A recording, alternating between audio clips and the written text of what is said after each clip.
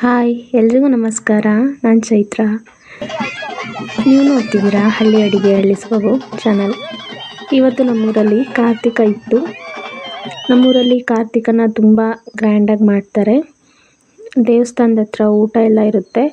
ತುಂಬ ಚೆನ್ನಾಗೆ ಕಾರ್ತಿಕನ ನಾವು ಆಚರಿಸ್ತೀವಿ.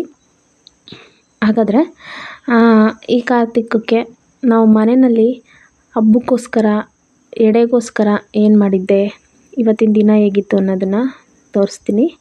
ಮೊದಲನೇದಾಗಿ ನಾನು ಹೆಸರು ಬೇಳೆನ ನೆನೆಹಾಕ್ತಾಯಿದ್ದೀನಿ. ಏಕೆಂದರೆ ನಾವು ದೇವಸ್ಥಾನಗಳಿಗೆಲ್ಲ ಎಡೆ ಕೊಡಬೇಕು ಹಬ್ಬದ ದಿನ. ಹಾಗಾಗಿ ಎಲ್ಲ ದೇವಸ್ಥಾನಕ್ಕೂ ಎಡೆಗೋಸ್ಕರ ಮತ್ತು ಮನೆಗೆ ಎಲ್ರಿಗೋಸ್ಕರನೂ ಅಡುಗೆ ಮಾಡ್ಕೊಬೇಕಾಗುತ್ತೆ.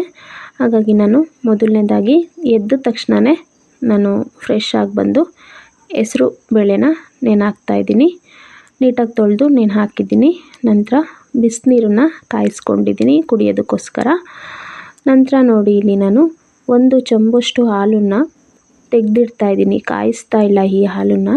1 ಚಮಚಷ್ಟು ಹಾಲನ್ನು ಪಾಯಸಕ್ಕೋಸ್ಕರ ಕಾಯಿಸ್ದಂಗೆ ಹಾಕ್ಕೊಳ್ಳೋಣ ಅಂತ ಹಾಲನ್ನು ತೆಗೆದಿಡ್ತಾಯಿದ್ದೀನಿ.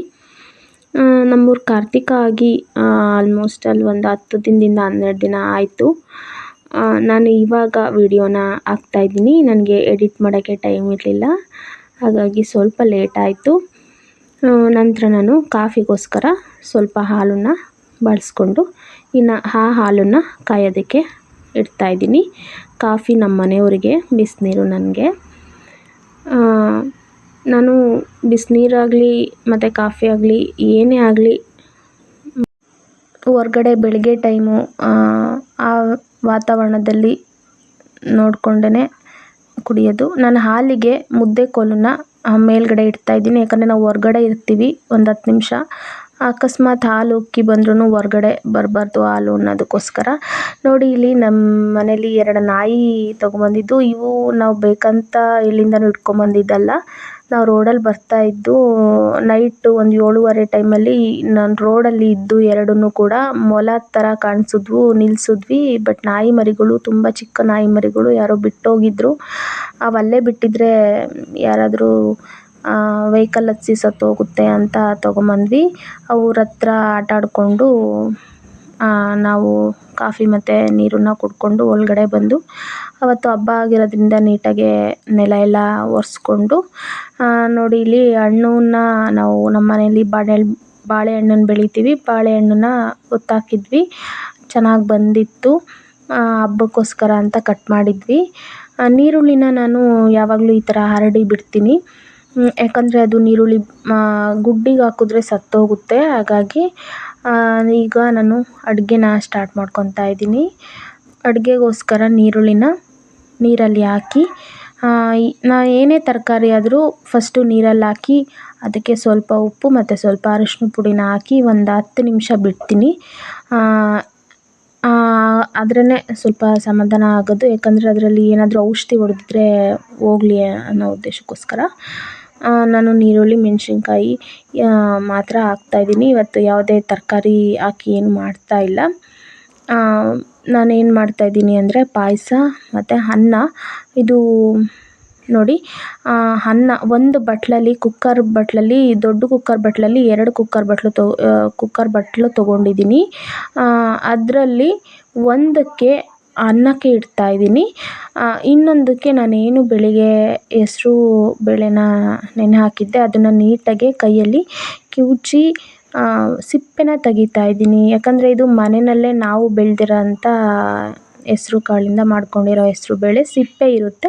ಹಾಗಾಗಿ ಆದಷ್ಟು ಸಿಪ್ಪೆನ ತೆಗಿತಾಯಿದ್ದೀನಿ. ಸಿಪ್ಪೆನ ತೆಗೆದು ಇದಕ್ಕೆ ಸ್ವಲ್ಪನೇ ಸ್ವಲ್ಪ ನೀರನ್ನು ಚಿಮುಕ್ಸಿ, ಜಾಸ್ತಿ ನೀರು ಹಾಕ್ತಿಲ್ಲ, ಸ್ವಲ್ಪನೇ ಸ್ವಲ್ಪ ನೀರನ್ನು ಚಿಮುಕ್ಸಿ ಸ್ವಲ್ಪ ಉಪ್ಪನ್ನ ಹಾಕಿ ಇದಕ್ಕೂ ಕೂಡ ಅನ್ನ ಕೆಳಗಡೆ ಇಟ್ಟಿದ್ದೀನಿ ಕುಕ್ಕರಲ್ಲಿ. ಇದನ್ನು ಮೇಲ್ಗಡೆ ಇಟ್ಟು ಒಂದೇ ಕುಕ್ಕರಲ್ಲಿ 2 ಕೂಡ ಬೇಯೋ ಥರ ನಾನು ಈ ಥರ ಬೇಯಿಸ್ಕೊತೀನಿ ಹಬ್ಬಗಳಲ್ಲಿ. ಯಾಕಂದರೆ ಈ ಥರ ಮಾಡಿದ್ರೆ ಸ್ವಲ್ಪ ಬೇಗ ಅಡುಗೆ ಆಗುತ್ತೆ ಮತ್ತು ಒಂದೇ ಸ್ವಲ್ಪ ಗ್ಯಾಸು ಕೂಡ ಸೇವ್ ಆಗುತ್ತೆ. ನಾನು ಮತ್ತು ಅದು ಬೇಯೋವಷ್ಟರಲ್ಲಿ ಇಲ್ಲಿ ನಾನೇನು ಮೆಣಸಿನ್ಕಾಯಿ ಮತ್ತು ಈರುಳ್ಳಿ ನೆನೆ ಹಾಕಿದ್ದೆ ಅದನ್ನು ಹೆಚ್ಕೊತಾ ಇದ್ದೀನಿ.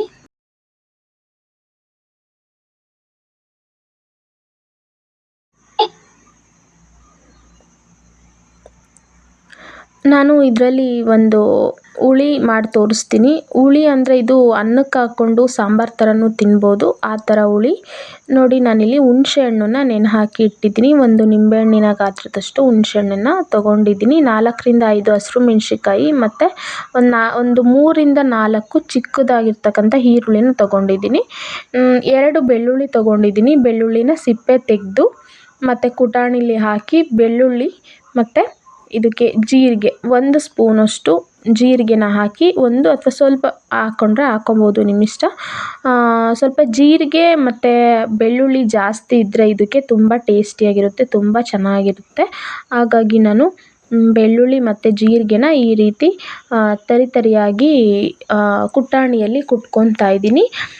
ಮತ್ತು ಇಲ್ಲಿ ಒಗ್ಗರಣೆಗೋಸ್ಕರ ಒಂದು ಬಾಣಲಿ ಇಟ್ಕೊಂಡಿದ್ದೀನಿ. ಅದಕ್ಕೆ ಸ್ವಲ್ಪ ಎಣ್ಣೆ ಹಾಕ್ಕೊಂಡು ಸಾಸಿವೆ ಸಿಡಿದ ನಂತರ ಕಡಲೆಬೇಳೆ ಹಾಕ್ಕೊಂಡು ನಾನೇನು ಕುಟ್ಟಿ ಇಟ್ಕೊಂಡಿದ್ನಲ್ಲ ಬೆಳ್ಳುಳ್ಳಿ ಮತ್ತು ಜೀರಿಗೆ ಅದನ್ನು ಹಾಕ್ಕೊಂಡು ಹಸಿರು ಮೆಣಸಿನ್ಕಾಯಿ ಹಾಕ್ಕೊಂಡು ಸ್ವಲ್ಪ ಹಸಿರು ಮೆಣಸಿನ್ಕಾಯಿ ಖಾರ ಬಿಟ್ಕೊಂಡ ನಂತರ ಈರುಳ್ಳಿ ಹೆಚ್ಚಿಟ್ಕೊಂಡಿದ್ನಲ್ಲ ಈರುಳ್ಳಿನೂ ಹಾಕ್ಕೊಂಡು ಈರುಳ್ಳಿ ಸ್ವಲ್ಪ ಕಲರ್ ಚೇಂಜ್ ಆದ ನಂತರ ಇದಕ್ಕೆ ಸ್ವಲ್ಪ ಅರಿಶಿನ ಪುಡಿ ಮತ್ತು ಸ್ವಲ್ಪ ಖಾರದ ಪುಡಿ ಹಾಕಿದ್ದೀನಿ. ಸ್ವಲ್ಪ ಖಾರದ ಪುಡಿ ಹಾಕಿದ್ರೆ ಟೇಸ್ಟ್ ಚೆನ್ನಾಗಿರುತ್ತೆ. ನೋಡಿಕೊಂಡು ಖಾರದ ಪುಡಿ ಹಾಕ್ಕೊಳ್ಳಿ, ಯಾಕಂದರೆ ನಾವು ಹಸಿರು ಮೆಣಸಿನ್ಕಾಯಿನ ಹಾಕಿರ್ತೀವಿ. ನಂತರ ಇದನ್ನು ಸ್ವಲ್ಪ ಮಾಗಿಸ್ಕೊಂಡು ಇದಕ್ಕೆ ನಾನು ಒಂದು ಅರ್ಧ ಸ್ಪೂನಷ್ಟು ಧನಿಯಾ ಪುಡಿ ಹಾಕ್ಕೊತಾ ಇದ್ದೀನಿ. ನಿಮ್ಮ ಮನೆಯಲ್ಲಿ ಯಾವ ಧನಿಯಾ ಪುಡಿ ಇರುತ್ತೆ ಅದನ್ನೇ ಹಾಕ್ಕೊಳ್ಳಿ. ಧನಿಯಾ ಪುಡಿ ಹಾಕ್ಕೊಂಡ್ರೆ ಟೇಸ್ಟು ಸ್ವಲ್ಪ ಚೆನ್ನಾಗಿ ಬರುತ್ತೆ. ನಂತರ ನಾನು ಇದಕ್ಕೆ ಒಂದು ಅರ್ಧ ಹೋಳಷ್ಟು ತೆಂಗಿನಕಾಯಿ ತುರಿನ ಹಾಕ್ಕೊಂಡು ನೀಟಾಗಿ ಮಿಕ್ಸ್ ಮಾಡ್ಕೊತಾ ಇದ್ದೀನಿ. ಒಂದು ನಿಮಿಷ ನೀಟಾಗಿ ಮಿಕ್ಸ್ ಮಾಡ್ಕೊಂಡಿದ್ದಾದಮೇಲೆ ಇದಕ್ಕೆ ನಾವು ನೆನೆ ಹಾಕಿಟ್ಕೊಂಡಿರ್ತಕ್ಕಂಥ ಹುಣಸೆ ಹಣ್ಣಿನ ರಸನೂ ಕೂಡ ಇದಕ್ಕೆ ಹಾಕ್ಕೊತಾ ಇದ್ದೀನಿ. ಹಾಕ್ಕೊಂಡು ಒಂದು 4ರಿಂದ 5 ನಿಮಿಷ ಇದನ್ನು ಹಾಗೆಯೇ ಕುದಿಸ್ಕೊಬೇಕಾಗುತ್ತೆ. ಹುಣಸೆ ಹಣ್ಣಿನ ರಸ ಹಾಕಿದ ಮೇಲೆ ನಾನು ಈ ಹುಣಸೆ ಹಣ್ಣನ್ನು ಬಿಸಾಕೋದಿಲ್ಲ. ರಸ ಹಾಕಿದ ಮೇಲೆ ನಮ್ಮಲ್ಲಿ ಹಿತ್ತಾಳೆ ಪಾತ್ರೆ ಇದೆಯಲ್ಲ ಅದನ್ನು ಬೆಳಗೋದಕ್ಕೆ ಯೂಸ್ ಮಾಡ್ಕೊತೀನಿ. ನೋಡಿ ನಾನಿಲ್ಲಿ ಕುದಿಸ್ತಾ ಇದ್ದೀನಿ. ಒಂದು 5ರಿಂದ 6 ನಿಮಿಷ ಇದನ್ನು ಕುದಿಸ್ಕೊಂಡ್ರೆ ತುಂಬ ಟೇಸ್ಟಿಯಾಗಿರುತ್ತೆ.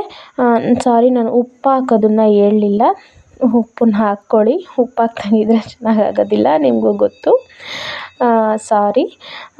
ಸ್ವಲ್ಪ ಉಪ್ಪನ್ನ ಹಾಕ್ಕೊಂಡು ನೀಟಾಗಿ ಕುದಿಸ್ಕೊಂಡ್ರೆ ತುಂಬ ಟೇಸ್ಟಿಯಾಗಿರುತ್ತೆ. ಇದನ್ನು ಹುಳಿ ಅಂತನಾದ್ರು ಅನ್ಬೋದು ಅಥವಾ ಸಾಂಬಾರು ರೀತಿನೆಲ್ಲಾದ್ರು ಕೂಡ ಯೂಸ್ ಮಾಡ್ಬೋದು. ಈಗ ಆ ಹುಳಿ ನಮಗೆ ರೆಡಿಯಾಗಿದೆ. ನಂತರ ನಾನು ಅದೇ ಗ್ಯಾಸ್ ಮೇಲೆ ಇನ್ನೊಂದು ಬಾಣಲಿ ಇಟ್ಕೊಂಡು ಸ್ವಲ್ಪ ಎಣ್ಣೆ ಹಾಕ್ಕೊಂಡಿದ್ದೀನಿ. ಏನಕ್ಕೆಂದರೆ ನಾವು ಬೇಯಿಸಿಟ್ಕೊಂಡಿರ್ತಕ್ಕಂಥ ಹೆಸ್ರು ಬೇಳೆದು ಕೋಸಂಬರಿ ಮಾಡೋದಕ್ಕೆ.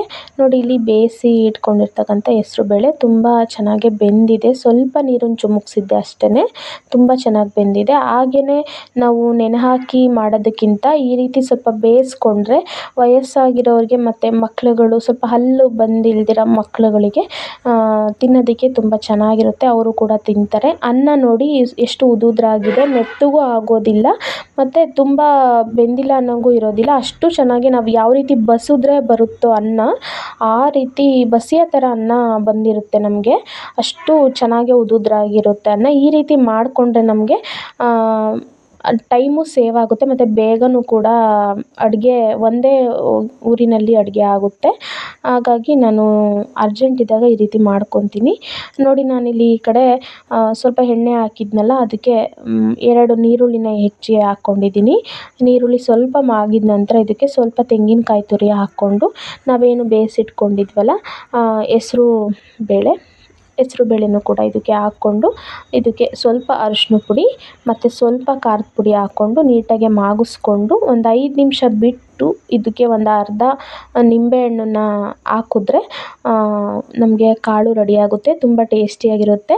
ಇದನ್ನು ಹಸಿರು ಮೆಣಸಿನ್ಕಾಯಿ ಹಾಕು ಕೂಡ ಈ ಕಾಳನ್ನು ಮಾಡ್ಕೊಬೋದು. ಬಟ್ ನಾನು ಹಸಿರು ಮೆಣಸಿನ್ಕಾಯಿ ಹಾಕಿಲ್ಲ, ಮಕ್ಳುಗಳು ಇರೋದ್ರಿಂದ ತೆಗೆದಿಡ್ತಾರೆ ಅನ್ನೋ ಕಾರಣಕ್ಕೋಸ್ಕರ ಸ್ವಲ್ಪ ಖಾರದ ಪುಡಿನೇ ಹಾಕಿ ಮಾಡಿದ್ದೀನಿ.